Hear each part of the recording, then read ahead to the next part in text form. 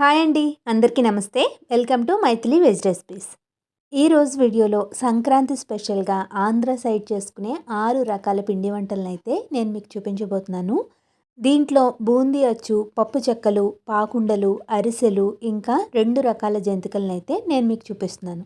మొదటిసారి పిండి వంటల్ని చేసేవాళ్ళు కూడా నేను చెప్పిన టిప్స్తో కనుక ఈ ప్రాసెస్లో మీరు చేశారు అంటే చాలా సులువుగా చేసేయగలుగుతారు. మరి వీడియో చూసి తప్పకుండా ట్రై చేయండి.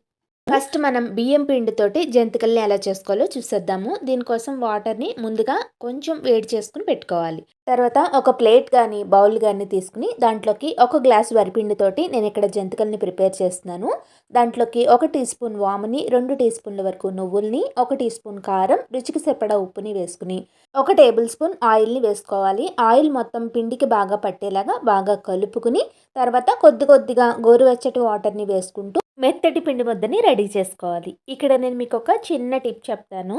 నేను తక్కువ క్వాంటిటీలో చేసుకుంటున్నాను కాబట్టి మొత్తం పిండి అంతా ఒకేసారి కలిపేసుకున్నాను. ఒకవేళ మీరు ఎక్కువ మొత్తంలో చేయాలి అనుకుంటే కనుక కారం, ఉప్పు ఇవన్నీ వేసిన తర్వాత అవన్నీ కూడా బాగా మిక్స్ చేసుకుని మనకి ఎంత కావాలో అంత పిండిని కలుపుకుంటూ జంతికల్ని వేసుకోవాలి. ఒకేసారిగా పిండి మొత్తం కలుపుకోవడం కష్టంగానే ఉంటుంది కదా.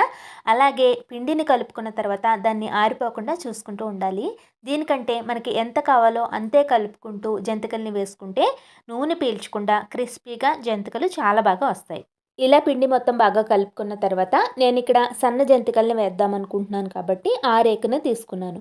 మీరు ఏ రేకుతో జంతికలు వేద్దాం అనుకుంటున్నారో అది పెట్టుకుని జంతికలు గొట్టానికి ఇంకా పైన ప్రెస్ చేసే గొట్టానికి కూడా కొద్దిగా నూనెని అప్లై చేసుకోవాలి. అలా అయితే మనకి ప్రెస్ చేసేటప్పుడు చాలా ఈజీగా ఉంటుంది. జంతికల గొట్టంలో కూడా ఫుల్గా పిండి అనేది పెట్టుకోకూడదు.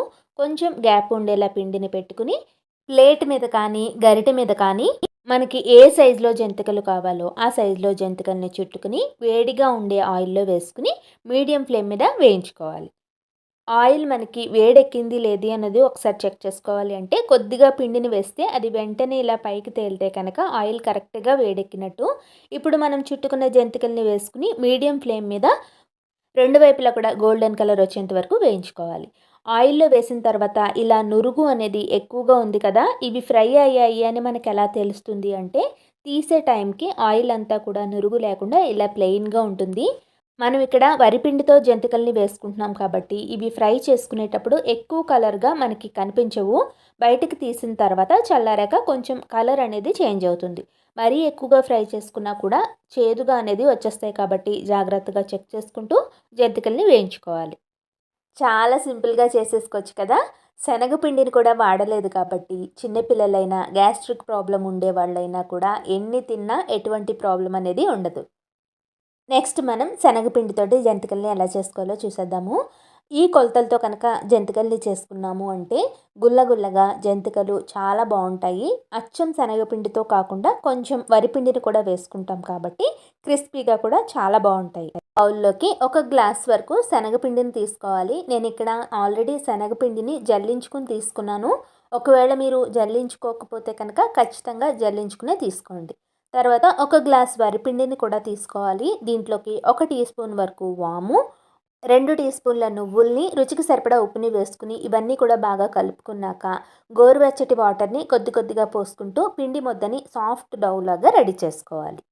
మనం ఏ రేకుతోటి జంతికలు వేయాలి అనుకుంటున్నామో ఆ రేకుని ఫిక్స్ చేసుకుని జంతికల గొట్టం లోపల ఇంకా పైన ప్రెస్ చేసే గొట్టానికి కూడా నూనెని అప్లై చేసుకోవాలి. కొద్దిగా పిండిని జంతికల గొట్టంలో పెట్టుకుని ఫస్ట్ టైం జంతికలు వేసే వాళ్ళకైతే ఈ టిప్ బాగా యూజ్ అవుతుంది. ఏదైనా ఫ్లాట్గా ఉండే ప్లేట్ మీద కానీ గరిటె మీద కానీ ఇలా జంతికల్ని చుట్టుకుని వేడిగా ఉండే ఆయిల్లో వేసుకుని వేయించుకోవాలి. ఇలా ఆయిల్కి సరిపడా జంతికల్ని చుట్టుకుంటూ ఆయిల్లో వేసుకుని మీడియం ఫ్లేమ్ మీద గోల్డెన్ కలర్ వచ్చేంత వరకు వేయించుకోవాలి. జంతికలు వేయగానే మనకి ఇలా నురుగు అనేది బాగా ఎక్కువగా వస్తుంది కదా, అంతా కూడా బాగా పోయిన తర్వాత ఇలా ప్లెయిన్గా ఆయిల్ అనేది అయిపోతే మనం జంతికల్ని ఇంకా తీసేసుకోవచ్చు. మరీ ఎక్కువ కలర్ అనేది వచ్చేయకుండా వేయించుకోవాలి. శనగపిండి జంతికలు మనకి తొందరగా కలర్ అనేవి వచ్చేస్తాయి కాబట్టి హై ఫ్లేమ్లో అస్సలు వేయించుకోకూడదు. లోపల అంతా కూడా పచ్చి పచ్చిగా ఉండిపోతుంది. మరీ ఎక్కువ వేయించుకున్న శనగపిండికి చేదు అనేది వస్తుంది. ఇలా చిన్న జంతికల్లా కాకుండా ఒకేసారిగా పెద్ద జంతికని వేసుకోవాలి అనుకుంటే స్టవ్ ఫ్లేమ్ని లోలో పెట్టుకుని జంతికని ప్రెస్ చేసుకున్నాక అప్పుడు స్టవ్ని మీడియం ఫ్లేమ్ మీద పెట్టుకుని వేయించుకోవాలి. ఇలా మీరు ఒకే జంతికని వేసుకునేటప్పుడు ఖచ్చితంగా స్టవ్ ఫ్లేమ్ అనేది లోలో పెట్టుకుని వేసుకోవాలి. అలాగే ఆయిల్‌కి సరిపడా మాత్రమే జంతికని వేసుకోవాలి.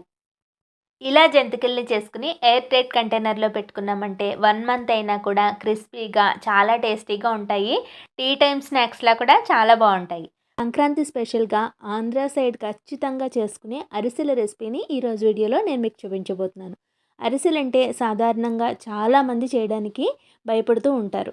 కానీ నేను చెప్పిన టిప్స్ కనుక ఫాలో అయితే మొదటిసారి అరిసెలు చేసేవాళ్ళైనా సరే చాలా పర్ఫెక్ట్‌గా చేస్తారు. మరి లేట్ చేయకుండా ప్రాసెస్‌లోకి వెళ్ళిపోదాం. దీనికోసం బియ్యాన్ని ముందు రోజు రాత్రి నానబెట్టుకోవాలి. ఒకవేళ మీకు టైం లేదు అనుకుంటే కనీసం 8 గంటల పాటైనా బియ్యం మనకి నానాలి. ముందు రోజు రాత్రి నానబెట్టుకున్న వాళ్ళైతే మధ్యలో ఒకసారి వాటర్‌ని తీసేసి మరలా వాటర్‌ని పోసుకుంటే కనుక బియ్యం అనేవి తొందరగా పులిసిపోకుండా ఉంటాయి. ఇవి బాగా నానిన తర్వాత ఇలా చిల్లుల ప్లేట్‌లో కానీ, బౌల్‌లో కానీ వేసుకుని దీంట్లో ఉండే వాటర్‌ని మొత్తం తీసేసుకోవాలి. తర్వాత ఒక పొడి క్లాత్ మీదకి మనం తీసుకున్న బియ్యాన్ని వేసుకుని కొంచెం తడి ఆరేంత వరకు ఆరబెట్టుకోవాలి. ఇవి తొందరగా ఆరిపోవాలని ఫ్యాన్ కింద ఆరబెట్టడం కానీ, ఎండలో ఆరబెట్టడం కానీ అస్సలు చేయకూడదు. ఒకవేళ మీకు టైం లేదు అనుకుంటే క్లాత్‌తో తుడుచుకుంటే సరిపోతుంది. బియ్యం మనకి పూర్తిగా డ్రైగా కూడా అయిపోకూడదు. ఈ తడి ఉండేలాగా చూసుకోవాలి. ఇలా వచ్చిన తర్వాత మిల్లు పట్టించడం కానీ, లేదంటే ఇంట్లోనే మిక్సీ జార్‌లో గ్రైండ్ చేసుకుని కూడా పిండిని రెడీ చేసుకోవచ్చు. ఇలా గ్రైండ్ చేసుకున్నాక మెత్తటి పిండి జల్లెడ తీసుకుని వెంటనే జల్లించుకోవాలి. మనం తడి బియ్యాన్ని గ్రైండ్ చేసుకుంటున్నాం కాబట్టి మెత్తటి పిండి అనేది కొంచెం తక్కువగానే వస్తుంది. ఇప్పుడు ఈ మిగిలిన పిండిలోకి కొద్దిగా బియ్యాన్ని వేసుకుని మరలా గ్రైండ్ చేసుకోవాలి. ఇలాగే మొత్తం పిండి అంతా రెడీ అయ్యేంత వరకు గ్రైండ్ చేసుకోవాలి. జల్లించిన పిండి పొడి ఆరిపోకుండా ఉండడం కోసం అంతా కూడా దగ్గరికి ఒత్తుకుంటూ ఉండాలి. నేను మొత్తం పిండి గ్రైండ్ చేసేసరికి ఈ కొంచెం మాత్రమే మిగిలింది. ఇది పక్కకు పెట్టేసుకుని మరలా ఈ పిండిని ఇంకొకసారి జల్లెడ వేసుకోవాలి. అరిసెలకి ఎప్పుడూ కూడా 2 సార్లు జల్లెడ పట్టుకుంటేనే అరిసెలు విరిగిపోకుండా చాలా బాగా వస్తాయి. జల్లించిన పిండి వీలైనంత మెత్తగా ఉండేలాగా చూసుకోవాలి. ఒకవేళ మీకు టైం లేక బియ్యం తక్కువ సేపు నానింది అనుకోండి, అప్పుడు ఇంకొకసారి జల్లెడ వేసుకుంటే సరిపోతుంది. ఇలా మొత్తం పిండి అంతా కూడా జల్లించుకుని పిండి ఆరిపోకుండా అంతా కూడా దగ్గరికి ఒత్తుకోవాలి. ఎప్పుడూ కూడా అరిసెలకి ముందు పిండి రెడీ అయ్యాకనే పాకాన్ని ప్రిపేర్ చేసుకోవాలి. ఇప్పుడు మనం పాకాన్ని ప్రిపేర్ చేసుకుందాము. నేను ఇక్కడ 2 గ్లాసుల వరకు బియ్యాన్ని నానబెట్టుకున్నాను. దానికోసం 1 గ్లాస్ బెల్లం తురుముని కొద్దిగా వాటర్‌ని వేసుకుని పాకాన్ని ప్రిపేర్ చేసుకోవాలి. బెల్లం కరిగిన తర్వాత ఒకవేళ మీకు దీంట్లో డస్ట్ ఏమైనా ఉంటే ఒకసారి వడకొట్టుకుని తీసుకోవచ్చు. లేదు అంటే డైరెక్ట్‌గా పాకాన్ని పట్టేసుకోవచ్చు. బెల్లం కరిగిన తర్వాత పాకం అనేది చాలా ఫాస్ట్‌గా వచ్చేస్తుంది కాబట్టి పాకాన్ని మధ్య మధ్యలో చెక్ చేసుకుంటూ ఉండాలి. అరిసెలు కొంచెం మెత్తగా కావాలి అనుకునేవాళ్ళు ఈ పాకం వచ్చేలాగా చూసుకోండి. ఒకవేళ కరకరలాడుతూ కావాలి అనుకుంటే కనుక పాకాన్ని వాటర్‌లో వేసుకుని కనుక చెక్ చేసుకుంటే ఇలా ఉండ ఫామ్ అయ్యి దాన్ని వాటర్‌లో వేస్తే మనకి కొద్దిగా సౌండ్ అనేది వస్తుంది. ఇలా వస్తేనే అరిసెలకి కరెక్ట్‌గా పాకం వచ్చినట్టు. ఇలా పాకం వచ్చిన తర్వాత స్టవ్ ఫ్లేమ్‌ని ఆఫ్ చేసేసుకుని కొద్దిగా నెయ్యిని వేసుకుని జల్లించిన పిండిని కొద్దిగా కలుపుకుంటూ వేసుకోవాలి. అరిసెలకి ఎప్పుడు కూడా ఇద్దరు ఉంటే చేసుకోవడం చాలా ఈజీ అవుతుంది. ఇలా కలుపుకుంటూ పాకంలోకి పిండిని వేసుకున్న తర్వాత ఈ కన్సిస్టెన్సీ వచ్చాక ఒకవేళ మీ దగ్గర పిండి మిగిలిపోయినా కూడా ఇంకా వేసుకోకూడదు. ఇది చల్లారిన తర్వాత కొంచెం దగ్గర పడుతుంది. నేను ఇక్కడ పూర్తిగా చల్లారిన తర్వాత చూపిస్తున్నాను. ఉండ చేసి ఇలా ప్లేట్లో కనుక వేసుకుంటే అది కొద్దిగా స్లోగా కనుక జరుగుతూ ఉంటే అరిసెలకి కరెక్ట్‌గా కన్సిస్టెన్సీ ఉన్నట్టు. ఇప్పుడు మనం ఈ ఉండల్ని చేసుకుని అరిసెల్ని ఒత్తుకోవాలి. దీనికోసం ఆయిల్ ప్యాకెట్‌ని కానీ, బటర్ పేపర్ మీద కానీ, ఏదైనా ప్లాస్టిక్ పేపర్ మీద కానీ మనకి నచ్చిన సైజులో ఉండల్ని చేసుకుని అరిసెల్ని ఒత్తుకోవాలి. అరిసెలు మరీ పలుచగా కాకుండా కొంచెం మీడియం థిక్‌నెస్ ఉండేలాగా ఒత్తుకోవాలి. ఒత్తిన అరిసెల్ని వేడి ఆయిల్లో వేయగానే పైకి ఇలా పొంగుతూ వస్తే కనుక అరిసెలు కరెక్ట్‌గా వస్తున్నట్టు. అరిసెల్ని ఎప్పుడూ కూడా మీడియం ఫ్లేమ్ మీద పెట్టుకుని ఫ్రై చేసుకోవాలి. ఇలా 2 వైపులా కూడా గోల్డెన్ కలర్ వచ్చిన తర్వాత వీటిని తీసేసుకుని అరిసెల పీట మీద పెట్టుకుని గట్టిగా ప్రెస్ చేసామంటే ఎక్సెస్ ఆయిల్ మీ దగ్గర ఇది లేకపోతే కనుక 2 గరిటెలకి మధ్యలో అరిసెని పెట్టి గట్టిగా ప్రెస్ చేసుకుంటే సరిపోతుంది. మీరు నువ్వుల అరిసెల్ని చేసుకోవాలి అనుకుంటే కనుక పాకంలోనే నువ్వుల్ని వేసుకుని అరిసెల్ని ప్రిపేర్ చేసుకోవచ్చు. లేదు అంటే ఉండని చేసుకున్న తర్వాత పైన ఇలా నువ్వుల పప్పుని అద్దుకుని దాన్ని ప్రెస్ చేసుకుని అరిసెల్ని వేయించుకోవచ్చు. అరిసెల్ని వెంటనే ఒకదాని తర్వాత ఒకటి వేసేసుకోకూడదు. ఒకటి వేసాక అది ఇలా పైకి తేలిన తర్వాతనే రెండో దాన్ని వేసుకోవాలి. రెండో అరిసె వేసేలోగా మనకి మొదటి అరిసె అనేది వేగిపోయి ఉంటుంది కాబట్టి దాన్ని తీసేసుకుని ఇంకొక అరిసెని వేసుకోవడమే. ఇలాగే మొత్తం అరిసెల్ని వేసుకోవాలి. ఒక్కొక్కసారి బెల్లం తీరును బట్టి మనకి పిండి అనేది పడుతూ ఉంటుంది కాబట్టి ఎప్పుడూ కూడా మనం చేసేదానికంటే ఒక గ్లాస్ బియ్యాన్ని ఎక్స్ట్రాగానే నానబెట్టుకోవాలి. ఒకవేళ మీరు ఫస్ట్ టైం చేస్తున్నట్లయితే కొంచెం తక్కువ క్వాంటిటీలో నేను చెప్పిన టిప్స్ తోటి ట్రై చేయండి. చాలా పర్ఫెక్ట్గా వస్తుంది. అందుకే ఇంకా దీపావళికి ఆంధ్ర సైడ్ అయితే తప్పకుండా చేసుకునే పాకుండల రెసిపీని చూపించబోతున్నాను. దీనికోసం ముందు రోజు రాత్రే బియ్యాన్ని నానబెట్టుకోవాలి. నేను ఇక్కడ 3.5 గ్లాసుల వరకు బియ్యాన్ని తీసుకున్నాను. బియ్యాన్ని బాగా కడుక్కుని నానబెట్టుకున్న తర్వాత నెక్స్ట్ డే మార్నింగ్ దీంట్లో ఉండే వాటర్ని తీసేసి ఇలా చిల్లులు ఉండే ప్లేట్లోకి వేసుకుంటే మొత్తం వాటర్ అంతా కూడా డ్రైన్ అయిపోతుంది. ఇలా బియ్యంలో వాటర్ మొత్తం తీసేసుకున్న తర్వాత మీరు మిల్లులో బియ్యాన్ని పట్టించుకోవచ్చు, లేదంటే ఇంట్లో కూడా మెత్తని పిండిని ప్రిపేర్ చేసుకోవచ్చు. నేనైతే ఇంట్లోనే మెత్తని పిండిని ప్రిపేర్ చేసుకున్నాను. ఇలా పిండిని ప్రిపేర్ చేసుకుంటూ జల్లించుకుంటూ పిండి అనేది ఆరిపోకుండా పైన ఇలా ఒత్తుకుంటూ ఉండాలి. మొత్తం బియ్యాన్ని మెత్తని పిండి కింద ప్రిపేర్ చేసి జల్లించుకున్న తర్వాత పాకుండలకి ఇంకొకసారి పిండిని జల్లించుకోవాలి. పిండి మనకి వీలైనంత మెత్తగా ఉండేలాగా చూసుకోవాలి. అలాగే పిండి మనకి డ్రైగా అయిపోకుండా చూసుకోవాలి. ఒకవేళ డ్రైగా అయిపోతుంటే పైన కొద్దిగా వాటర్ని చల్లుకుంటూ ఇలా ఒత్తుకోండి, సరిపోతుంది. ఇప్పుడు పాకుండలకి కావాల్సిన కొబ్బరిని ఫ్రై చేసుకోవాలి. పాన్లోకి కొద్దిగా నెయ్యిని వేసుకుని సన్నగా కట్ చేసిన కొబ్బరి ముక్కల్ని ఇలా గోల్డెన్ కలర్ వచ్చేంత వరకు లో ఫ్లేమ్లోనే కలుపుకుంటూ వేయించుకోవాలి. పాకాన్ని ఎప్పుడూ కూడా పిండి మొత్తం రెడీ అయిన తర్వాతనే మనం ప్రిపేర్ చేసుకోవాలి. ఇక్కడ నేను 2 గ్లాసుల వరకు తురిమిన బెల్లాన్ని తీసుకుంటున్నాను. నేను తీసుకున్న 3.5 గ్లాసుల బియ్యానికి 2 గ్లాసుల బెల్లం తురుము అయితే సరిపోతుంది. బెల్లం తురుములో కొద్దిగా వాటర్ పోసుకుని దీన్ని కలుపుకుంటూ ఉడికించుకోవాలి. బెల్లం పూర్తిగా కరిగి మనకి పాకం అనేది ఇలా ఉండ కన్సిస్టెన్సీ వచ్చి సాఫ్ట్ బాల్ కింద రెడీ అయితే కనుక పాకుండలకి కరెక్ట్గా పాకం వచ్చినట్టే. ఇప్పుడు స్టవ్ ఫ్లేమ్ని ఆఫ్ చేసేసుకుని వేయించిన కొబ్బరి ముక్కల్ని నువ్వుల్ని వేసుకోవాలి. తర్వాత మనం జల్లించి పెట్టుకున్న పిండిని కొద్దిగా వేసుకుంటూ ఇలా పాకంలోకి కలుపుకుంటూ పిండిని వేసుకోవాలి. ఒక్కొక్కసారి మనం వాడే బెల్లం తీరుని బట్టి కానీ బియ్యాన్ని బట్టి కానీ మనకి పిండి అనేది పడుతూ ఉంటుంది. ఈ కన్సిస్టెన్సీ వస్తే మనకి పాకుండలకి చల్లారిన తర్వాత పిండి కరెక్ట్గా ఉంటుంది. ఈ కన్సిస్టెన్సీకి వచ్చిన తర్వాత మెత్తని పిండి కనుక మీ దగ్గర మిగిలిపోతే దాన్ని దీంట్లోకి మిక్స్ చేయకూడదు, ఆరబెట్టుకుని వేరే రెసిపీలో వాడుకోవచ్చు. మనకి ఈ పిండి పూర్తిగా చల్లారిన తర్వాత ఈ కన్సిస్టెన్సీలో ఉంటుంది. ఇప్పుడు దీన్ని మొత్తం మనకి నచ్చిన సైజులో ఉండల కింద రెడీ చేసుకుని వేడిగా ఉన్న ఆయిల్లోకి వేసుకోవాలి. ఆయిల్లో వేసిన తర్వాత వీటిని కదపకుండా ఒక 2-3 మినిట్స్ అలాగే ఫ్రై అవ్వనివ్వాలి. తర్వాత నిదానంగా కలుపుకుంటూ ఫ్రై చేసుకోవాలి. ఇవి మీడియం ఫ్లేమ్ మీదే గోల్డెన్ బ్రౌన్ కలర్ వచ్చేంత వరకు ఫ్రై చేసుకున్నాక దీన్ని పక్కకి తీసేసి ఇలాగే మిగతా వాటిని కూడా వేయించుకోవాలి. పాకుండల పైన లేయర్ కావాలి అనుకుంటే కొద్దిగా చనివిడిలోకి వాటర్ని వేసుకుని ఇలా పల్చటి పిండిని రెడీ చేసుకోవాలి. మనం చేసుకున్న ఉండల్ని ఒకసారి దీంట్లోకి కలుపుకుని ఆయిల్లోకి వేసుకుని ఫ్రై చేసుకోవడమే. పాకుండలు చేసుకోవడానికి కొద్దిగా టైం అయితే పడుతుంది, కానీ ఇవి చేసుకున్న తర్వాత మనకి 20 రోజులైనా కూడా పాడవకుండా చాలా టేస్టీగా ఉంటాయి. పైన క్రిస్పీగా లోపల సాఫ్ట్గా ఉండే పాకుండల్ని ఎలా చేయాలో చూసాం కదా. బూందీ రౌండ్గా రావాలి అంటే పిండిని ఏ కొలతలతో తీసుకోవాలి, స్వీట్ షాప్ స్టైల్లో బూందీ అచ్చుని ఇంట్లోనే చాలా సులువుగా చేసుకోవాలి అంటే ఏ టిప్స్ని ఫాలో అవ్వాలో ఇవన్నీ కూడా నేను మీతో ఈరోజు వీడియోలో షేర్ చేసుకోబోతున్నాను. వీడియోని స్కిప్ చేయకుండా చివరి వరకు చూడండి. బూందీని ప్రిపేర్ చేసుకోవడానికి ముందుగా మనం ఒక బౌల్ని తీసుకుని దాంట్లోకి ఇలా జల్లెడని పెట్టుకుని శనగపిండిని జల్లించుకోవాలి. నేను ఇక్కడ 1 కప్పు వరకు శనగపిండిని తీసుకున్నాను. ఇది బాగా జల్లించిన తర్వాత దీంట్లోకి 1 టేబుల్ స్పూన్ వరకు వరిపిండిని తీసుకుని దాన్ని కూడా జల్లించుకోవాలి. ఇలా వరిపిండి వేయడం వల్ల మనకి బూందీ అనేది క్రిస్పీగా వస్తుంది. 1 కప్పు శనగపిండికి 1 టేబుల్ స్పూన్ వరిపిండి అయితే సరిపోతుంది. నెక్స్ట్ మనం దీంట్లోకి కొద్దిగా సాల్ట్ని 1/2 టీ స్పూన్ వంట సోడాని వేసుకుని ఇవన్నీ కూడా బాగా మిక్స్ చేసుకోవాలి. పిండి కన్సిస్టెన్సీ అనేది కరెక్ట్గా ఉంటే మనకి బూందీ షేప్ అనేది పర్ఫెక్ట్గా రౌండ్గా వస్తుంది. పిండి మరీ చిక్కగా ఉన్న చిల్లుల గరిటె నుంచి పిండి అనేది జారకుండా బూందీ వేసుకోవడం కష్టం అవుతుంది. మరీ లూజ్గా ఉన్నా కూడా బూందీ షేప్ అనేది రాకుండా ఫ్లాట్గా వచ్చేస్తుంది. కాబట్టి వాటర్ అనేది ఎక్కువ తక్కువ కాకుండా కరెక్ట్గా ఈ కన్సిస్టెన్సీలో ఉండేలాగా చూసుకోవాలి. ఇప్పుడు బూందీని వేసుకోవడానికి మీ దగ్గర చిల్లుల గరిటె లేకపోతే ఇలాంటి చిల్లులు ఉన్న ప్లేట్ని తీసుకుని దాంట్లోకి మనం కలుపుకున్న పిండిని కొద్ది కొద్దిగా వేసుకుంటూ ఆయిల్కి సరిపడా బూందీని వేసుకోవాలి. ఇక్కడ మనకి ఆయిల్ అనేది బాగా వేడిగా ఉండేలాగానే చూసుకోవాలి. ఒకవేళ ఆయిల్ వేడి తక్కువగా ఉన్నా మనకి బూందీ అనేది పొంగకుండా ఫ్లాట్గా వచ్చేస్తుంది. బూందీ వేసిన తర్వాత దీన్ని ఇలా కలుపుకుంటూ ఇదంతా కూడా క్రిస్పీగా వేగేంత వరకు మీడియం ఫ్లేమ్ మీద వేయించుకోవాలి.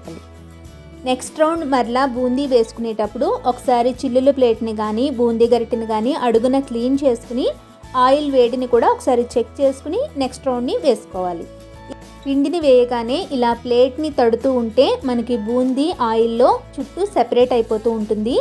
పిండి అంతా ఒకేసారిగా కాకుండా కొద్ది కొద్దిగా వేసుకుంటేనే మనకి ఇలా పూసగా బూందీ అనేది పర్ఫెక్ట్గా వస్తుంది.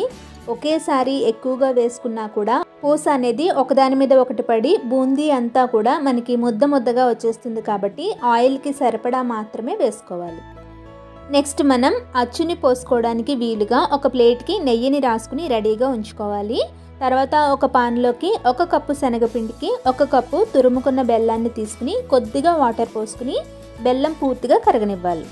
బెల్లం పూర్తిగా కరిగిన తర్వాత ఈ వాటర్ని మొత్తం ఒకసారి వడకట్టుకుని తీసుకుంటే బెల్లంలో ఏదైనా డస్ట్ అనేది ఉంటే తీసేసుకోవచ్చు. మనం వాటర్ని కొద్దిగానే యాడ్ చేసుకున్నాం కాబట్టి పాకం అనేది తొందరగానే వచ్చేస్తుంది. ఒకసారి అంతా దగ్గర పడిన తర్వాత పాకాన్ని ఒకసారి చెక్ చేసుకోవాలి. ఇలా వాటర్లో పాకాన్ని వేయగానే మనకి ఉండకట్టి నేను చూపిస్తున్నట్టుగా మనకి పాకం అనేది రెడీ అయితే కనుక పర్ఫెక్ట్గా మిఠాయి అచ్చుకి పాకం రెడీ అయినట్టే. ఇప్పుడు స్టవ్ ఫ్లేమ్ని ఆఫ్ చేసేసుకుని 1/2 టీ స్పూన్ యాలకుల పౌడర్ని మనం వేయించుకున్న బూందీని మొత్తం వేసుకుని అంతా కూడా బాగా మిక్స్ చేసుకోవాలి. బూందీ అంతటికీ కూడా పాకం బాగా పట్టిన తర్వాత దీంట్లోకి 1 టీ స్పూన్ వరకు నెయ్యిని వేసుకోవాలి. ఇలా నెయ్యి వేయడం వల్ల మనకి అచ్చు అనేది చాలా షైనింగ్గా ఉంటుంది. ఇంకా టేస్ట్ కూడా చాలా బాగుంటుంది. మనం నెయ్యి రాసుకున్న ప్లేట్లోకి దీన్ని అంతటినీ కూడా వేసుకుని పైన ఈవెన్గా ఉండేలాగా స్ప్రెడ్ చేసుకోవాలి. ఇది చల్లారిపోతే మనకి కట్ చేసుకోవడం కష్టమవుతుంది కాబట్టి కొంచెం గోరువెచ్చగా ఉండగానే మనకి నచ్చిన సైజులో నచ్చిన షేప్లో వీటిని కట్ చేసేసుకోవాలి. చల్లారిన తర్వాత వీటిని అన్నింటినీ కూడా ప్లేట్ నుంచి సెపరేట్ చేసేసుకుని ఎయిర్ టైట్ కంటైనర్లో స్టోర్ చేసుకుంటే మనకి ఎన్ని రోజులైనా కూడా పాడవకుండా చాలా బాగుంటుంది. బూందీ అచ్చు రెడీ అయిపోయింది కదా. బయట కొన్న దానికంటే కూడా చాలా చాలా టేస్టీగా ఉంటుంది. నెక్స్ట్ మనం పప్పు చెక్కల్ని ఎలా చేసుకోవాలో చూసేద్దాం. చెప్పిన టిప్స్ని ఫాలో అవుతూ కనుక చేస్తే చెక్కలు ఫస్ట్ టైం చేసిన వాళ్ళకి కూడా గట్టిగా రాకుండా గుల్లగా చాలా క్రిస్పీగా వస్తాయి. ఈ చెక్కల్ని చేసుకోవడానికి 1 అవర్ ముందే మనం పప్పుని నానబెట్టుకోవాలి. నేను ఇక్కడ 2 టేబుల్ స్పూన్ల వరకు పెసరపప్పుని తీసుకుని 2-3 సార్లు బాగా కడుక్కుని నానబెట్టుకున్నాను.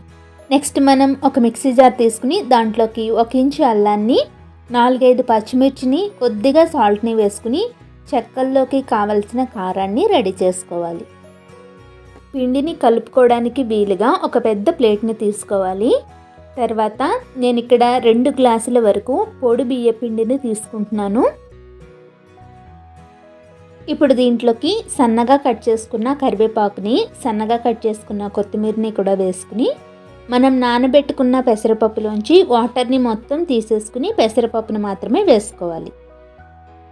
నెక్స్ట్ దీంట్లోకి మనం గ్రైండ్ చేసి పెట్టుకున్న అల్లం పచ్చిమిర్చి పేస్ట్ని, టేస్ట్కి సరిపడా సాల్ట్ని కూడా వేసుకోవాలి. మనం ఆల్రెడీ అల్లం పచ్చిమిర్చి పేస్ట్ గ్రైండ్ చేసేటప్పుడు సాల్ట్ని వేసుకున్నాం కాబట్టి కొంచెం తగ్గించుకుని వేసుకోండి. ఒకవేళ తక్కువ అయితే మళ్ళీ వేసుకోవచ్చు. నేను ఇక్కడ 2 టేబుల్ స్పూన్ల వరకు బాగా వేడి చేసిన నూనెని వేసుకున్నాను. దీని ప్లేస్లో మీరు బటర్ని కానీ డాల్డాని కానీ వాడుకోవచ్చు. ఇలా వేయడం వల్ల మనకి చెక్కలు అనేవి చాలా క్రిస్పీగా గుల్లగా చాలా బాగా వస్తాయి. పిండి మొత్తం బాగా మిక్స్ చేసుకున్న తర్వాత ఒకసారి సాల్ట్ని చెక్ చేసుకోండి. సాల్ట్ ఒకవేళ సరిపోకపోతే కొంచెం వేసుకుని మిక్స్ చేసుకోవచ్చు. తర్వాత కొద్దిగా వాటర్ని యాడ్ చేసుకుంటూ పిండి ముద్దని రెడీ చేసుకోవాలి. నేను ఇక్కడ కొంచెం గోరువెచ్చగా ఉండే వాటర్ని తీసుకున్నాను. పిండిలో వాటర్ని ఎక్కువగా ఒకేసారిగా కాకుండా కొద్దిగా యాడ్ చేసుకోవాలి. వాటర్ ఎక్కువయ్యి పిండి కనుక పలుచగా ఉంటే మనకి చెక్కలు అనేవి గట్టిగా వచ్చేస్తాయి. ఇప్పుడు కొద్దిగా పిండిని తీసుకుంటూ మనకి నచ్చిన సైజులో బాల్స్ని ప్రిపేర్ చేసుకోవాలి. పిండి మొత్తం ఇలా బాల్స్ కింద ప్రిపేర్ చేసుకున్న తర్వాత ఇవి డ్రై అయిపోకుండా ఉండడానికి పైన తడి క్లాత్ తోటి కవర్ చేసుకోవాలి. నేను చెక్కల్ని చేసుకోవడానికి వీలుగా బటర్ పేపర్ని తీసుకున్నాను. దీని ప్లేస్లో మీరు ఆయిల్ ప్యాకెట్ని కానీ ప్లాస్టిక్ కవర్ని కానీ తీసుకోవచ్చు. దానిపైన కొద్దిగా ఆయిల్ని అప్లై చేసుకుని మనం చేసుకున్న బాల్స్ని పెట్టుకుని పైన మరలా బటర్ పేపర్ని పెట్టుకోవాలి. తర్వాత ఇలా ఫ్లాట్గా ఉండే ప్లేట్ని కానీ బాక్స్ని కానీ తీసుకుని ఉండపైన కొద్దిగా ప్రెస్ చేస్తే మనకి చెక్కలు అనేవి చాలా ఈజీగా చేసేసుకోవచ్చు. ఇలా ఒత్తుకున్న తర్వాత ఆయిల్ అనేది వేడెక్కిందో లేదో ఒకసారి చెక్ చేసుకుని తర్వాత మనం చేసుకున్న చెక్కల్ని ఒకదాని తర్వాత ఒకటి వేసుకోవాలి. చెక్కలకి ఎప్పుడూ కూడా స్టవ్ ఫ్లేమ్ని మీడియంలో పెట్టుకోవాలి. ఆయిల్ కూడా మరీ వేడిగా కాకుండా మీడియం హీట్లో ఉండేలాగానే చూసుకోవాలి. ఇవి బాగా వేగిన తర్వాత వీటిని తీసేసుకుని ఇదే విధంగా మిగతా చెక్కలన్నింటినీ కూడా చేసుకోవాలి. ఇలా చేసుకున్న చెక్కల్ని పూర్తిగా చల్లారిన తర్వాత ఎయిర్ టైట్ కంటైనర్లో కనుక పెట్టుకుంటే 1 మంత్ వరకు కూడా స్టోర్ చేసుకోవచ్చు. ఎంత ఎక్కువ పిండితో చేసినా కూడా ఈ ప్రాసెస్లో కనుక చెక్కల్ని చేసుకుంటే ఎవరైనా కూడా చాలా చాలా ఈజీగా చేసేస్తారు కదా. మరి ఇంకా అస్సలు ఆలస్యం చేయకుండా ఈ సంక్రాంతి పండగకి నేను చెప్పినట్టుగా ఈ పిండి వంటల్ని మీ ఇంట్లో ట్రై చేసి టేస్ట్ చేసిన తర్వాత మీకు ఏది బాగా నచ్చింది అనేది నాకు కింద కామెంట్ బాక్స్లో మీ ఫీడ్బ్యాక్ని తెలియచేయండి. ఈ వీడియో కనుక మీకు నచ్చితే తప్పకుండా లైక్ చేసి మీ ఫ్రెండ్స్ రిలేటివ్స్ అందరితోనూ షేర్ చేయండి.